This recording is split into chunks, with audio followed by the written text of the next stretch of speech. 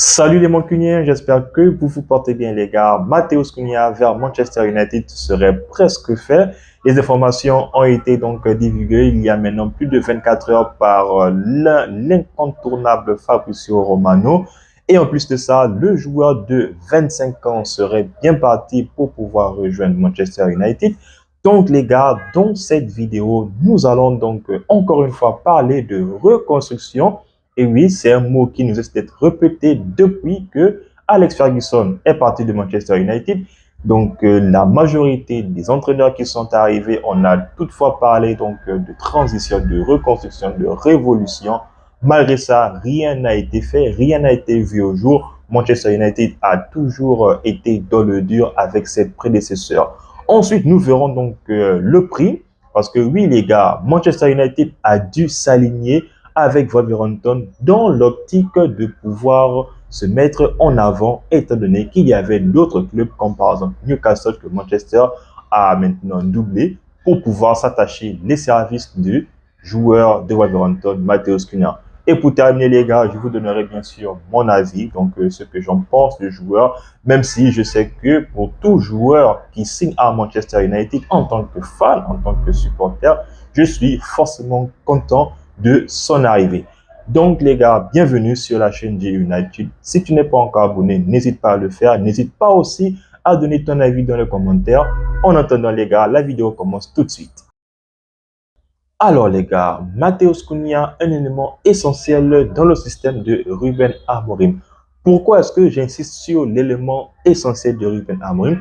Tout simplement parce que il serait sans doute avec Bruno Fernandes l'un des joueurs qui seront donc au centre de la reconstruction de Manchester United. Matheus Cunha, on va dire qu'il est à fleur de l'âge, 25 ans. D'ici là, il aura donc 26 ans. Et il réalise en termes de stats individuels un total de 16 buts, toutes compétitions confondues, et 6 passes décisives.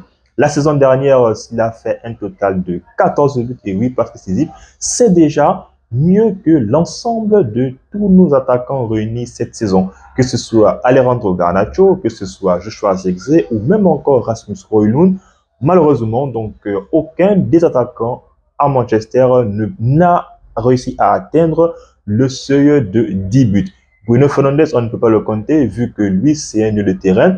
Et peut-être donc c'est ce qui fait en sorte que Bruno Fernandes et Matheus Cunha pourront donc être alignés ensemble, sachant que les deux ont presque le même profil. Matheus Cunha, lui, a aussi cette facilité-là, ou bien cette capacité de pouvoir non seulement se projeter afin de faire jouer ses ailiers ou même son numéro 9, mais aussi il a la capacité de pouvoir terminer lui-même ses actions.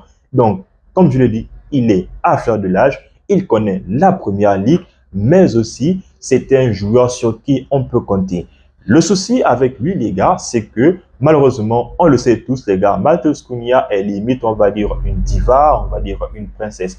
On le sait, donc, depuis qu'il est, on va dire, le maillon fort de Wolverhampton, celui-ci, donc, se permet de pouvoir faire quelques erreurs, on va dire ça comme ça, vu que son coach actuel ne laisse pas passer ça. C'est la raison pour laquelle celui-ci a certainement enchaîné des matchs où il était sur le banc. Néanmoins, intrinsèquement parlant, les gars, Matheus Cunha est un joueur non seulement qui a besoin aussi de pouvoir, voilà, on va dire, aller dans un club bien plus huppé que Wolverhampton, sans pour autant manquer de respect à Wolverhampton, vu que aujourd'hui, au classement de la Première Ligue cette saison 2024-2025, Manchester United et Wolverhampton sont respectivement 14e et 15e de la Première Ligue.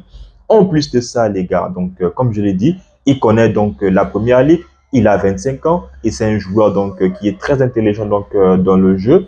Lorsqu'il est sur le terrain, on sait pertinemment qu'à tout moment, le danger peut venir de ses pieds. Donc, si Manchester United se permet de pouvoir donc avoir un autre joueur plus offensif que Ruben Amorim, que Bruno Fernandes, excusez-moi, voilà, ce serait donc vraiment quelque chose de prolifique qui pourrait donc se reproduire. En plus de ça, les gars, comme je l'ai dit, Ruben Amorim donc a choisi ce joueur-là parce que c'est un joueur qui collerait parfaitement à son dispositif tactique. La preuve, c'est qu'aujourd'hui même, le coach de Wolverhampton joue dans le même système de jeu que Ruben Amorim, c'est-à-dire le 3-4-3. Autrefois, donc, avec l'ancien entraîneur de Wolverhampton, il jouait donc en 4-2-3-1 et bien évidemment, lui, il était le joueur qui était là pour distiller les ballons et en même temps pour pouvoir jouer en faux numéro 9. Donc, Wolverhampton a, on va dire, mis en lumière un joueur qui aujourd'hui est clairement en train d'exploser et c'est ce qui me permet toutefois donc de faire la transition pour pouvoir donc parler du prix de Matheus Cunha avec Wolverhampton.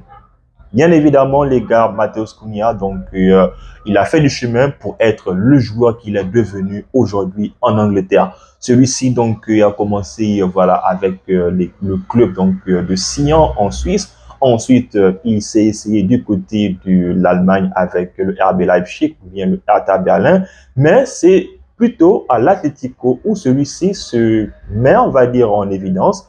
Mais en 2023, il est prêté avec option d'achat il est prêté à Wolverhampton avec option d'achat pour un montant dérisoire, si on peut le dire ainsi, de 26 millions d'euros. Donc, bien évidemment, Cunha était limite, on va dire, en perdition du côté de l'Atlético. Wolverhampton, qui était à cette époque-là 20e de la Première Ligue, est allé chercher un joueur en qui ils ont vu du talent et aujourd'hui ça se paye cash. Non seulement le club est content, mais d'une certaine manière, Matheus Cunha, lui aussi, il est content étant donné que les deux ont du win-win les gars. Chacun a eu sa part de réjouissance, non seulement pour le club, mais aussi pour Matheus Cunha. C'est l'année 2024 que Wolverhampton a clairement payé la clause libératoire de Matheus Cunha et celui-ci a réalisé les saisons qu'on lui connaît aujourd'hui, comme je l'ai dit en dessus 14 buts et 8 passes décisives l'année dernière et 16 buts et 6 passes décisives cette saison, toutes compétitions confondues. Et aujourd'hui les gars, au vu de son exposition médiatique et au vu des performances qu'il ne cesse de montrer chaque semaine en Première Ligue, bien évidemment, sa valeur marchande a augmenté. Elle est maintenant passée à hauteur de 58 millions d'euros.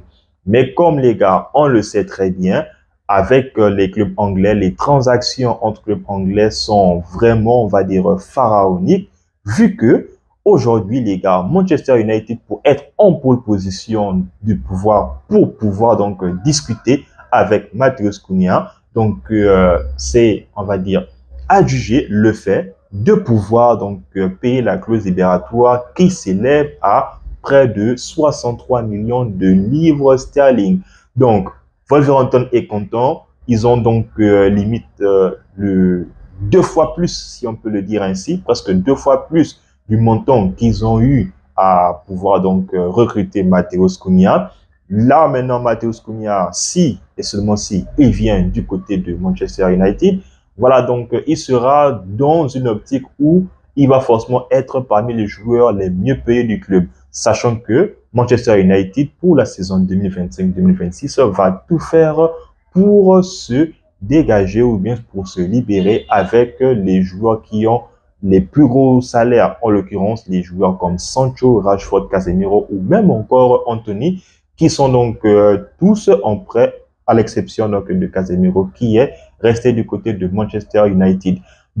Encore une fois, ce serait tout de même une partie gagnante vu que c'est un élément clé que Ruben Amorim veut absolument. Encore une fois, les gars, que ce soit le match aller au Molineux Stadium ou même encore au match retour, il y avait des caméras qui ont bien sûr sculpté, si on peut le dire ainsi, les rares fois où on pouvait filmer Ruben Amorim et bien sûr peut-être son futur prochain joueur.